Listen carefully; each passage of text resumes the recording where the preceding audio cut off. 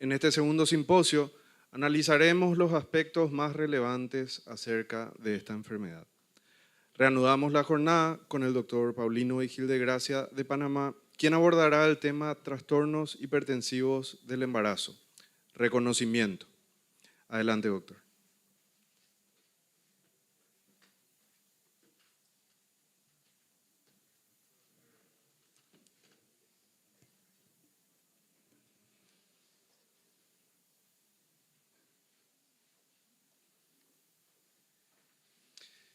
Buen día. Qué bueno, qué bueno.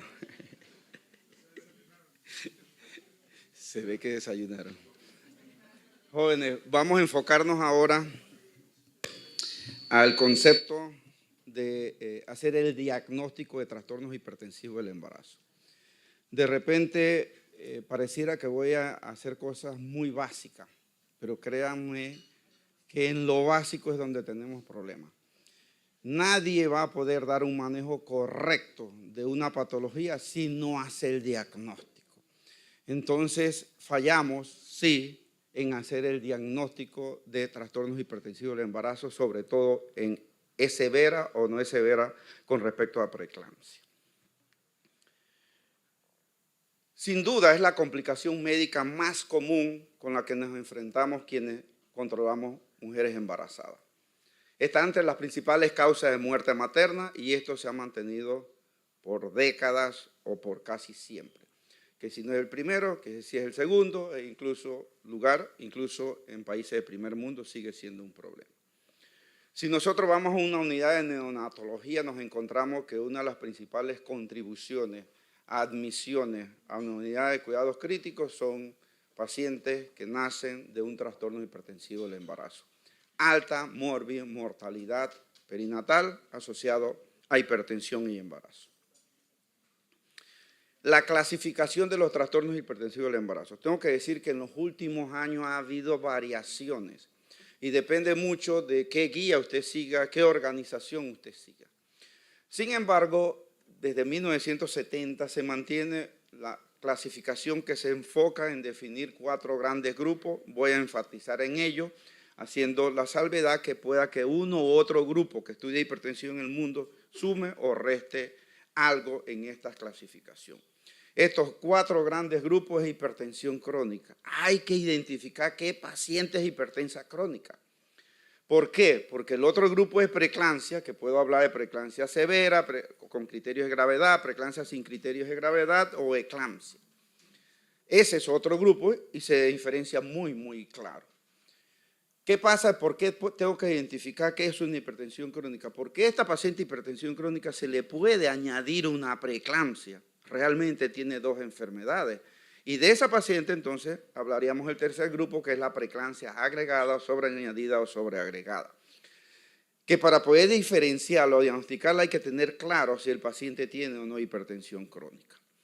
Y el otro gran grupo, el cuarto gran grupo, es la hipertensión gestacional, que su diferencia exclusiva, como van a ver con la preeclampsia, es que no estamos perdiendo proteinuria a nivel renal. Y esa es la única diferencia, pero ya vamos a ver.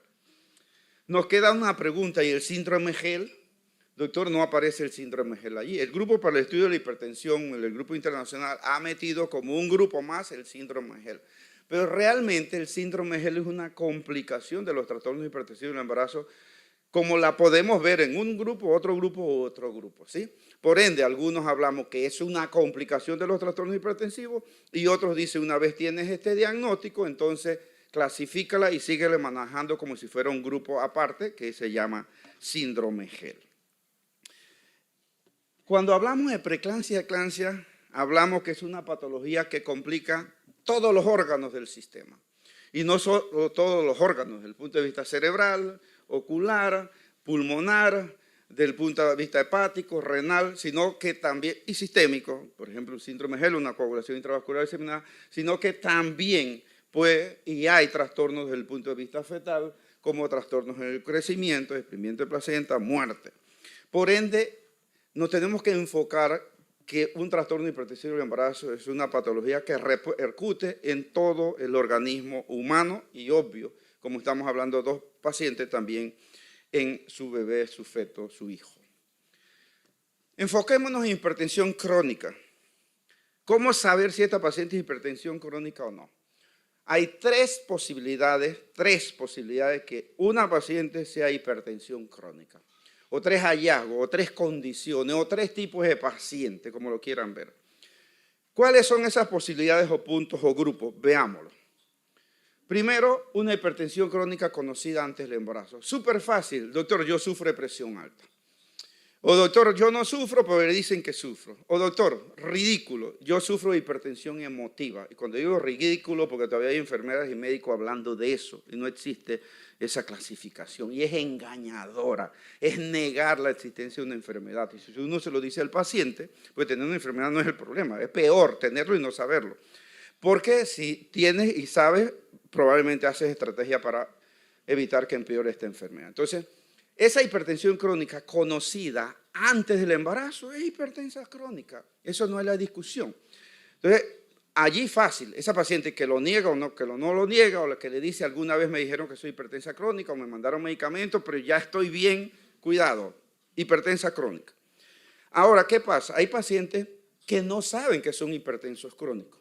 Los que están en el auditorio en estos momentos, que no sufren de hipertensión arterial, ¿cuándo fue la última vez que ustedes se tomaron la presión arterial de rutina de control? No me respondan, ninguna corredera, ninguna urgencia, sino de control. ¿Cuándo lo hicieron? Entonces, si la población médica no lo hace de rutina, ¿por qué la población sí lo tiene que hacer de rutina? Entonces, no lo hacen, por más normas que tengamos. Por ende, tú te vas a sorprender que hay pacientes que se dan cuenta que es hipertensa crónica cuando inician el control prenatal, porque el control prenatal eso es parte la identificación. Entonces tú empiezas a encontrar pacientes con 140-90 a partir del control prenatal antes de las 20 semanas. Doctor, yo jamás he sufrido la presión alta. Yo nunca he tenido ningún síntoma porque la población y a veces los profesionales de salud creen que si tienes síntomas eres hipertenso, pero si la mayoría de hipertensión crónica son leves y no tienes ningún síntoma, pero tienes la enfermedad. Por ende, te vas a sorprender, pero cerca del 20 al 25% de las hipertensas crónicas le diagnosticamos quienes controlamos embarazo y la paciente no lo sabía y empieza a encontrar 140-90 en ese primer control prenatal. Esa es la segunda forma de hacer el diagnóstico de hipertensión crónica.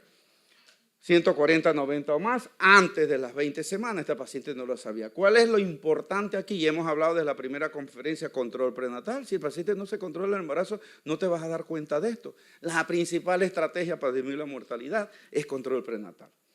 Y de calidad, ahí hay otro concepto que hay que analizar.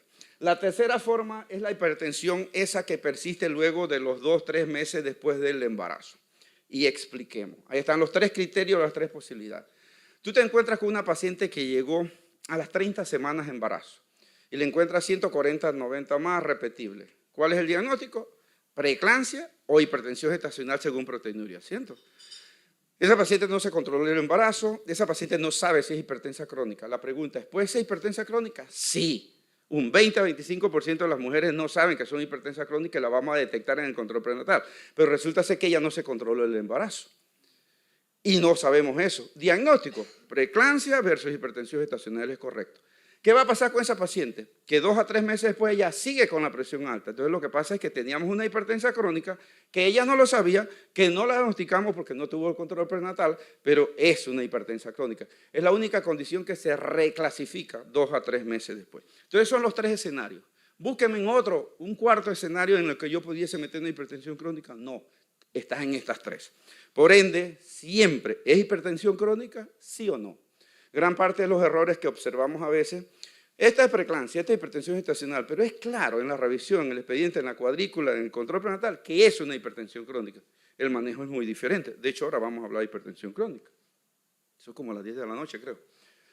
Bien, enfoquémonos ahora a cómo hacer el diagnóstico de preeclampsia. Eso fue hipertensión crónica. ¿Cómo hago el diagnóstico de preeclampsia? Existen 3 variables que hay que incluir en la definición. 3 variables. Use los términos que usted quiera, pero meta esas 3 variables. La primera variable es que estamos hablando de una paciente que está luego a las 20 semanas de embarazo o en el puerperio. No puede ser antes. Y si es antes, ya estaría hablando de hipertensión crónica. Entonces, es la primera variable que tengo que incluir en la definición. Las palabras que usted quiera. La segunda variable es que es una paciente que empieza a tener, o usted le captó presión arterial alta por primera vez. Luego a las 20 semanas, 140, 90 o más. Pero aquí hay un criterio. Luego a las 20 semanas, 140, 90 o más, hay que repetirla 2 veces para que usted diga que es preeclampsia. Y esas 2 veces mínimo 4 horas. Y máximo 7 días. Y entonces vuelvo con la paciente de 30 semanas. Usted está en su consultorio, 140, 90. Tiene control prenatal y jamás había tenido presión arterial elevada. No es hipertensa crónica. 140, 90. Sospecha, preeclampsia, sospecha, hipertensión gestacional. ¿Qué tiene que hacer usted? Reevaluarla en 4 horas. Y estamos en el consultorio privado o público. ¿La puede reevaluar en 4 horas? Digamos que sí. En Panamá sí. En Panamá sí es falso. En 4 horas. La reevalúa. Y está normal en 4 horas. ¿Descartaste preeclampsia? La respuesta es no. Doctor, ¿y qué hago? Tiene 7 días para seguir tomando esa presión arterial. 7 días. Por ende, esa paciente, ¿dónde tiene que estar? Hospitalizada. Doctor, es que en Latinoamérica y en África y acá en Asia nosotros no podemos hospitalizar a esa paciente porque no hay cama. ¿Cómo hace el diagnóstico de preeclampsia? Horror que hacemos, muchos. Peor, con una presión arterial empezamos a dar medicamentos. Pero ya hicimos el diagnóstico. Pero ustedes no hacen eso, así que ustedes tranquilos porque el problema no es con ustedes. Es de otro lado. Entonces, ese es el primer concepto. Nosotros estamos en una revisión ahorita, un paper trabajando sobre admisiones de pacientes a nuestro hospital. ¿Cuántas de ellas, con estos criterios, fueron síndrome de bata blanca? Porque síndrome de bata blanca es esa que a los 7 días después tú no pruebas que no tiene presión arterial. 7 días hospitalizada, cierto. Eso hacemos en nuestra unidad. Cerca de un 10%. O sea, 1 de 10 son síndrome de bata blanca. Pero 9 son un trastorno hipertensivo del embarazo. Si usted maneja esto en el consultorio, y que mire el análisis en el consultorio con una sola presión arterial, la está mandando para su casa. Porque a las 2 horas, a las 3 horas, a la hora y media la presión estaba normal, usted está teniendo un 90% de error en su diagnóstico. ¿Me acabo de explicar? Eso es lo que... Entonces, doctores, que no caben pacientes en el hospital. Ese no es problema suyo, eso es del administrador. Pero si usted la manda para su casa y se complica la paciente, tiene un desprendimiento, pasa lo que sea, adivine de quién es el problema.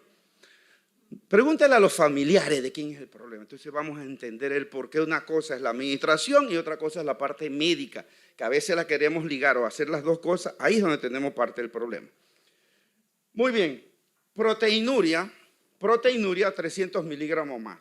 Sí, para que usted me diga que es preeclampsia, tiene que demostrarme que tiene proteinuria. El gold standard sigue siendo la proteína de harina 24 horas. Tediosa, engorrosa, demora, todo lo que usted quiera, ese es el gold standard.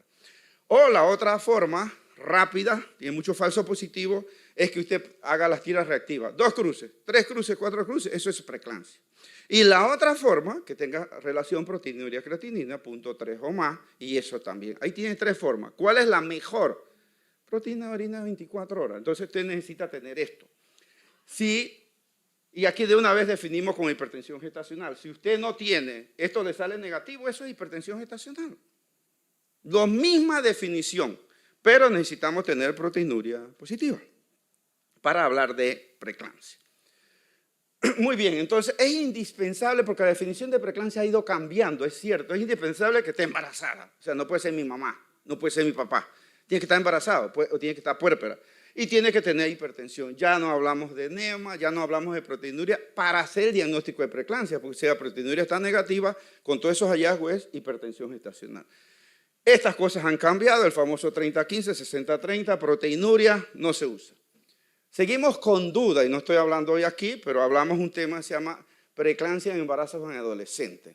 Allí, porque la definición de presión arterial normal en adolescentes y en niños no es la misma que adultos, pero nosotros los obstetras usamos la misma medida. Entonces en la adolescente 140-90, sí, pero un adolescente de 15 años, 14 años, 15 años no tiene normalmente la misma presión, y si no pregunten a los pediatras, que una niña de 20 años, 25 años. Es muy diferente, pero en obstetricia seguimos con un error. Algún día cambiaremos eso cuando más gente aportemos a este tópico desde el punto de vista de investigación. Criterios de severidad. Esto es clave. Hiciste primero el diagnóstico de preeclampsia. ¿Lo tiene? Criterio de severidad. Hay muchos. Uno solo es para que sea severa. Crisis hipertensiva 160 y o 110. Severa. O cualquiera de los otros síntomas. Cefalea, epigastralgia, vasitos bisales, auditivo y un letrero en la frente que dice tengo preeclampsia, no te das cuenta. Mírenlo. Síntomas. Doctor, que tiene 130/90, ¿tiene preeclampsia sí o no? Sí. ¿Tiene síntomas? Es grave, es severa. Complicaciones como está ahí, alteraciones en el laboratorio. A veces, doctor, que se elevó la creatinina, pero no tiene falla renal todavía. Es severa. Si tiene una falla renal, es severa. Tiene las plaquetas bajas y no es síndrome de Gel, es severa. Allí nos equivocamos muchas veces. Ay, qué pobrecita, es que no es severa. Después se me complicó 3 días, una semana después. ¿Y qué pasó? Tenías un diagnóstico de severa. Pero tú la entiendes, no aquí, en Panamá. Que es leve, que no es severa, porque mi corazoncito, sí, pero el criterio clínico debe imperar. Y sin duda va a tener mejores resultados si hacemos el diagnóstico oportuno y damos el manejo adecuado. Sigo con criterio de severidad, se siguen sumando, insisto, uno de ellos es suficiente.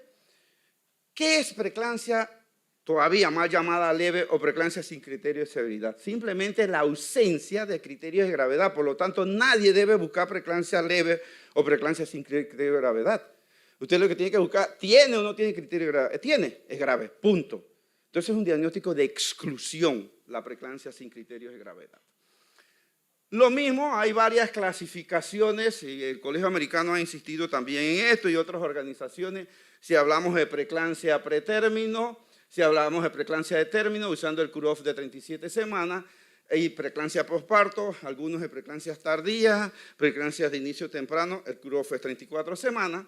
Criterios de gravedad, ya los he mencionado mucho, pero ustedes los pueden ver aquí en la lista que pone el Colegio Americano Ginecólogo Obstetra.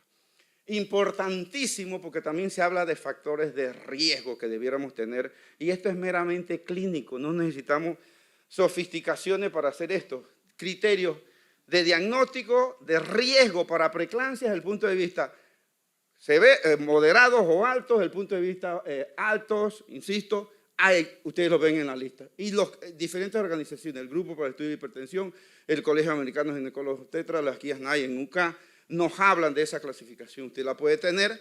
Lo que parece más claro hoy día es que esas pacientes que tienen esos criterios de alto riesgo son las que realmente tienen más riesgo de desarrollar preeclampsia si nos basáramos en solo conceptos clínicos. Ya llevamos cómo diagnosticar hipertensión crónica, ya llevamos cómo diagnosticar preeclampsia. Ahora, cómo diagnosticar preeclampsia agregada que tiene las dos enfermedades. Lo básico es que yo tengo que tener hipertensión crónica.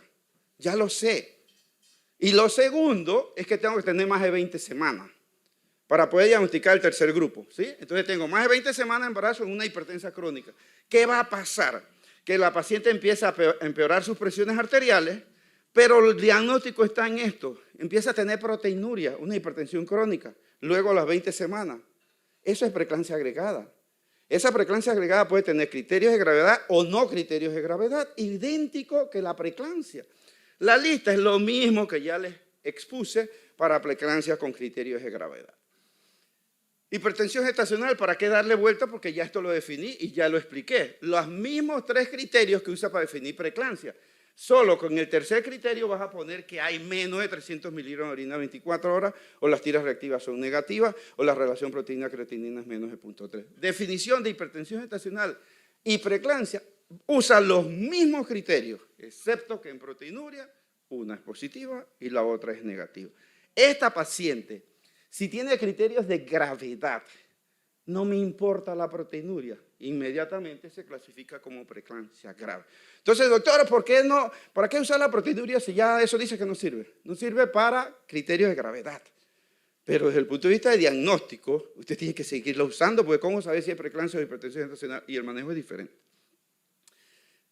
A ver, ¿qué ha hecho el Colegio Americano y otras organizaciones para hablar de preeclampsia severa con respecto a la presión arterial? Si usted toma una presión arterial sistólica 160 o más, diastólica 110 o más, en teoría, en una paciente que tiene como preeclampsia, en teoría, esa presión debes tomarla nuevamente en 4 horas. ¿Por qué? Porque muchas veces la presión está muy alta, llegó la paciente, le pasó algo, está asustada, lo que sea. Lo correcto es que esa presión que está en crisis, usted la tome 4 horas después. Y si sigue en crisis, le dé por hecho el diagnóstico. Pero muchos de nosotros, porque la presión está asintomática, porque la presión es muy alta, inmediatamente damos un antihipertensivo, que es lo correcto, ¿cierto? Entonces no esperamos las 4 horas. De ser así, usted ya tiene que clasificar a esa paciente como un criterio de gravedad. ¿Me estoy explicando?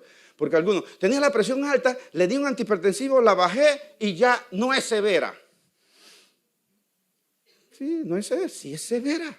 Ya le diste un antihipertensivo. Pero pudieses tú tener razón si esperas 4 horas sin medicación y en 4 horas la paciente no tiene realmente crisis hipertensiva. Eclampsia, convulsión en un trastorno hipertensivo del embarazo. Jóvenes, muchas eclampsias no son eclampsias. Muchas pacientes que clasificamos como eclampsias no son eclampsias. Hay que estar muy claro en esto, porque todo lo que convulsiona no es eclampsia. A veces hay hasta complicaciones anestésicas, a veces hay neuroinfección, a veces hay otras complicaciones, hipoxia y convulsión del paciente y es eclampsia. No, entonces mucho cuidado porque sí es cierto que se meten pacientes como eclampsia que no lo son. Pero si tienes un trastorno hipertensivo del embarazo y convulsiona, no lo vamos a discutir. También puede ser epilepsia, ¿no? ¿Hay neuroinfección aquí? Cisticercosis, por ejemplo, ¿no? Porque en México, por ejemplo, sí la hay. Entonces ahí sería interesante un diagnóstico diferencial. Síndrome Gel. Esta es una triada que se describe desde 1981 por Luis Weinstein, donde dice que pacientes que tienen evidencia de hemólisis, elevación de las enzimas hepáticas y descenso del conteo plaquetario, les va diferente, les va peor.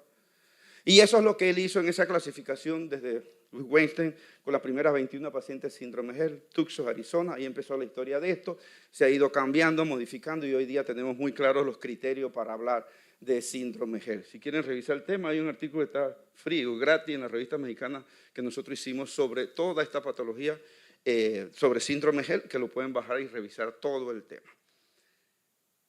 Muy bien. Doctor, todo eso que usted está diciendo ya se resolvió, ahora es biomarcadores y punto. ¿Cierto? Yo no creo. Y yo sé que las casas comerciales no están de acuerdo conmigo, no me importa. A mí no me están pagando para estar aquí, me están atendiendo muy bien, pero no me están pagando. Y yo no cobro por dictar conferencia, eso también. Entonces yo voy a decir lo que dice la ciencia. A algunos no les gusta, estoy clarito. Está bien, pero intereses comerciales no tengo con el tema, pero ciencia sí tengo para el tema. Pueden los biomarcadores, sobre todo esta relación el FLIT, el factor de crecimiento, pueden ayudar. Miren lo que pongo ahí. Pueden servir para apoyo, lo pongo en rojo. El diagnóstico y pronóstico en sospecha de preeclampsia, es cierto. Pero sigue siendo la clínica lo más importante. Y lo otro es que si usted tiene, si usted utiliza, ¿cómo se cosa? Por atrás. Si usted utiliza, de nuevo, entonces el problema soy yo. Si usted utiliza estos biomarcadores para diagnosticar preeclampsia, el valor real de eso nada más se mantiene por 1 a 4 semanas. O sea que a la semana ese valor ya no tiene función, máximo 4 semanas y probablemente tenga que repetirlo. Y desde el punto de vista económico, si eso lo hiciera así, es otra cosa que tienen que extender. Insisto, si tuviese todo el valor científico. Regla para confirmar los puntos de cortes mayores también. Esto va a cambiar. No es lo mismo, 34, menos de 34 semanas varía, la plataforma varían, así que también, tampoco es lo mismo 20 semanas ni lo mismo 39 semanas. Entonces, no hemos llegado a un consenso todavía y esto se está investigando, hay muchísima investigación y yo soy el único que veo con buenos ojos esto, pero ya también veo que todo el mundo lo está usando a diestra y siniestra para tomar decisiones cuando eso no debe ser así. Recomendado por guía NICE, UK, como ayuda junto a la evaluación clínica. Ayuda. Varía por edad gestacional, se lo dije, si tiene restricción, si hay parto prematuro y otras comorbilidades, eso se altera. Requiere más investigación aún, debo poner aún en rojo todavía porque la gente sigue usándolo. ¿Qué dice el Colegio Americano de Ginecólogos Obstetras? El año pasado, junio del 2024, hacen este comunicado, un update. A ver, cuidado, cuidado. Los criterios clínicos de preeclampsia son los que siguen utilizándose. Usted puede usar esto, pero tenga muchísimo cuidado, porque es una ayuda, es una herramienta más. Esto no debe ser lo que va a decidir si usted tiene preeclampsia o no tiene preeclampsia. Y si usted lo decidiese así, 1 a 4 semanas después tiene que repetirlo. Y si tiene preeclampsia severa, para el manejo tampoco. Y los otros es que hay que criterios diferentes dados por los laboratorios, que eso también no es lo mismo este laboratorio que el otro laboratorio. Hay que seguir investigando antes que yo me pare y decirle, ojalá en 1 año, 2 años o menos tiempo, esto hay que usarlo. Pero en estos momentos, mucho cuidado. En resumen, ya me están echando, 0 estrés. Nunca podrás dar el manejo correcto, adecuado o a tiempo si no haces el diagnóstico correcto de nada. Absolutamente nada. Por eso sigue siendo prioritario en preeclampsia y eclampsia que el clínico no solo sepa hacer ultrasonido, pero eso es en Panamá. No solo sepa pedir biomarcadores, pero eso es en Panamá. No solo sepa hacer Doppler y no hacer el diagnóstico de preeclampsia. No, clínico. Eso es lo que tenemos que aprender número 1 y después sumar todo. Entonces, queremos disminuir esta patología, además de control prenatal, pero control prenatal y que los que la estén vigilando sepan de esto, por supuesto, sin duda. Diagnosticar erróneamente preeclampsia leve sin criterios de gravedad es un error garrafal y estamos dando manejo conservador en preeclampsia leve o sin criterio de gravedad cuando es grave, porque sí le encontramos algún criterio de gravedad. Yo publiqué hace un paper, ya hace 20 años, Centroamérica, eclampsia en Centroamérica y síndrome Hell. Después lo hice en Latinoamérica. Resulta ser que en ese primer paper, el 40% de las eclampsias en Centroamérica venían de un diagnóstico de preeclampsia leve. 40%. Revisamos todos los expedientes de esa paciente. Sin duda, todas tenían al menos un criterio de gravedad que el residente, que el interno, que el funcionario, que el especialista lo había obviado. No, porque es que donde le pone criterio de gravedad tiene que poner el sulfato y tiene que darle el manejo y me vas a coagular, decimos en Panamá, aquí no sé cómo dice, pero es igual. Entonces no le pongas criterio de gravedad. Pero eso solo pasa en Panamá, tranquilos. La hipertensión gestacional con criterio de gravedad se maneja igual que preeclampsia severa, pero yo estoy hablando aquí solo de diagnóstico. Y la hipertensión crónica se puede complicar con preeclampsia agregada sin la menor duda. Jóvenes, siempre un mensajito, si quieres predecir el futuro, conoce el pasado. ¿Y cómo se conoce el pasado? Leyendo. Hay que leer, hay que actualizarse. Y si es con inteligencia artificial, genial, porque nos facilita toda la vida. Muchísimas gracias, jóvenes, por la atención a este tema.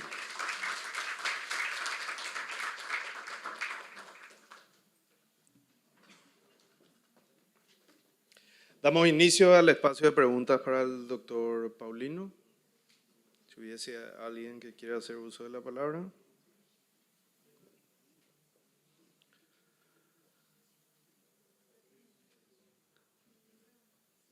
Tenemos preguntas, doctor, que recibimos en digital. Si los valores para hipertensión en el adulto ya cambiaron a 130-80 milímetros de mercurio, que es hipertensión estadio 1, dice. ¿Ya se puede considerar, usando esos límites, hipertensión en el embarazo? Sí, muy buena pregunta. Desde el 2018, los criterios para hacer diagnóstico de hipertensión crónica, hombres y mujeres, cambiaron y se bajaron 130-80. Incluso podemos hablar de hipertensión todavía con menos que esos valores. ¿Qué pasa en obstetricia? Eso no se ha cambiado. Pero se han hecho varios análisis ya de cortes muy grandes. Habría que hacer estudios controlados utilizados y esos no se han hecho. Y esas grandes cortes no prueban en estos momentos ninguna diferencia. Por ende, mantenemos los mismos criterios en pacientes embarazadas. ¿Hay dudas? Sí hay dudas. ¿Amerita investigarse esto? Sí, pero voy a decir, las cortes inmensas que se han hecho de miles de pacientes no demuestran ninguna diferencia. Y yo me enfoco, ya lo mencioné, en adolescentes. Allí sí hay una diferencia abismal, pero no hemos publicado grandes series o múltiples series en nuestros países para demostrar eso. Pero al que hizo la pregunta está muy claro. Cambió y el objetivo que cambió esto en los hombres y mujeres, en la población general, es para evitar menos complicaciones y menos riesgo. Esto hará cambio en obstetricia. Las series que se han revisado no muestran que eso haría una diferencia. Otra pregunta, doctor, bastante relacionada. Dice, ¿es cierto que aunque no se llegue a 140-90 milímetros de mercurio, si hay un aumento porcentual de la presión arterial basal, ya se puede considerar preeclampsia, hipertensión. Sí, es lo mismo, pero vuelvo a repetir. El cutoff es 140-90. ¿Eso cuándo cambió? 1996, Colegio Australiano hizo un análisis canadiense contundente para echar abajo aquello de 30-15, 60-30 que usábamos antes. ¿Por qué? Porque había muchos diagnósticos falsos positivos allí.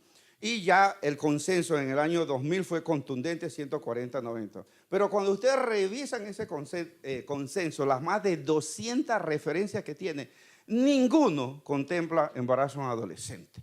Y en embarazo adolescente, si ustedes me preguntan o ven los papers que hemos publicado, allí es diferente. No es lo mismo que una niña de 15 años dispare o aumente su presión arterial sistólica y diastólica 20-20, que lo haga una niña de 25 años. Pero en la niña de 25 años, para que ustedes vean, si tiene una paciente que tiene 25 años, tiene 120-80, donde dispara 20 milímetros de mercurio en la sistólica, llegó a 140, usted dice que es preeclampsia. Una niña de 15 años tiene presión basal 90-60. Esa niña dispara 20 milímetros de mercurio en la sistólica, ¿y cuánto tiene? 110. ¿Qué dice usted? No tiene preeclampsia. ¿Qué dice usted? Vaya para su casa. Correcto, esa pacientita aumentó en su organismo los mismos niveles de presión arterial que aumentó la niña de 25 años, pero lo manejamos diferente. Eso es donde yo sí creo que habría que aportar más para poder hacer los cambios. Una última pregunta, hace referencia a si hay una paciente que tenga una enfermedad que cause proteinuria como lupus, ¿cómo podemos hacer para diferenciar el diagnóstico? Excelente pregunta. Lupus y otras patologías, incluso puede tener un síndrome nefrótico. Para hipertensión crónica o en estas patologías de fondo, y me la ponen fácil como lupus, tú tienes que tener una proteinuria basal. Y yo les recomiendo que a toda hipertensa crónica, toda, sin excepción, le pidan una proteinuria basal. Eso significa antes de las 20 semanas le pidan una proteinuria basal, porque se van a sorprender que algunas hipertensas crónicas ya tienen un compromiso renal. ¿Cuál es el objetivo de pedir la proteinuria basal? En esa pregunta o en hipertensión crónica, poder descartar después cuando tenga una preeclampsia agregada o saber si la paciente ya tiene una patología renal. Entonces se presentan tres escenarios. Si esta paciente con lupus tiene antes de las 20 semanas proteinuria normal menos de 300, una vez empieza a tener elevación de la presión arterial después de las 20 semanas, yo la voy a clasificar como preeclampsia si supera los 300 miligramos, ¿cierto? Pero pueda que esta paciente antes de las 20 semanas tenga 1 gramo, 1000 miligramos, ¿verdad? A las 15 semanas, ya tiene un daño renal. ¿Cómo saber que ella tiene preeclampsia? Se dice que duplique los niveles y entonces la clasificamos como preeclampsia. Por ende, esa paciente tenía que tener 2 gramos o 2000 miligramos, es el criterio que se usa. Lo otro es que haya una tendencia progresiva. Como tienes ese lupus hospitalizada, ¿qué hace? Llegó y tiene una basal de 1000, como ya dijimos, la hospitalizas y le encuentras que tiene 1500. Tú dices, no ha duplicado, ¿verdad? Entonces no puede ser una preeclampsia. Pero le repites a la semana y a la semana tiene 1700. No ha duplicado, pero ya hay claro una tendencia al aumento. Esa es la otra forma de diagnosticar preeclampsia agregada.